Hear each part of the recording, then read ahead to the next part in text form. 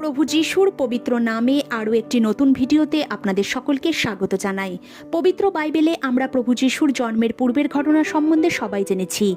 কিভাবে কুমারী মারিয়ামের ওপর ঈশ্বর প্রসন্ন হয়েছে এবং পবিত্র আত্মায় পূর্ণ হয়ে মারিয়াম গর্ভবতী হলেন, সেসব কথা আমরা জেনেছি।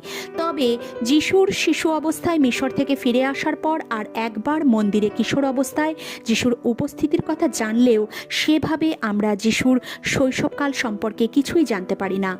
কেন প্রভু যিশু ৩০ বছর নিজেকে প্রকাশ করলেন না? বাইবেল আমাদের সেই সম্পর্কে কি শিক্ষা দেয়? সবটা জানতে হলে ভিডিওটি অবশ্যই শেষ পর্যন্ত মন দিয়ে দেখুন।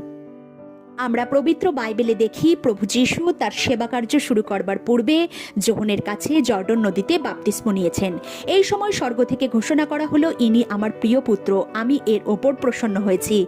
এই অংশ থেকে আমরা দুটো বিষয় অবগত হই। প্রথমত, পিতা স্বয়ং পুত্রের বিষয়ে সাক্ষ্য দিচ্ছেন, আমার প্রিয় পুত্র বলে তাকে সম্বোধন করেছেন এবং সকলের সাথে পুত্রের পরিচয় করিয়ে দিয়েছেন।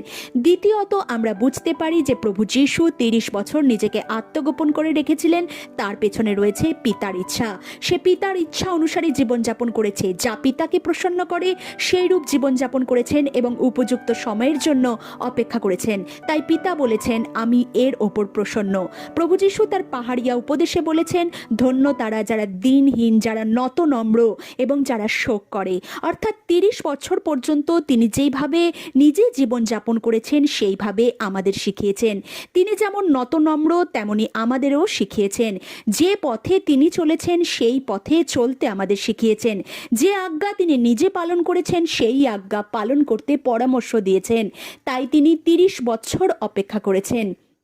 আশা করি এই ভিডিওর মাধ্যমে আপনি নতুন তথ্য জানতে পারলেন। যদি ভিডিওটি ভালো লাগে, লাইক, কমেন্ট ও একটি শেয়ার করবেন এবং চ্যানেলটিকে সাবস্ক্রাইব করে অবশ্যই পাশে থাকবেন। জয় যিশু।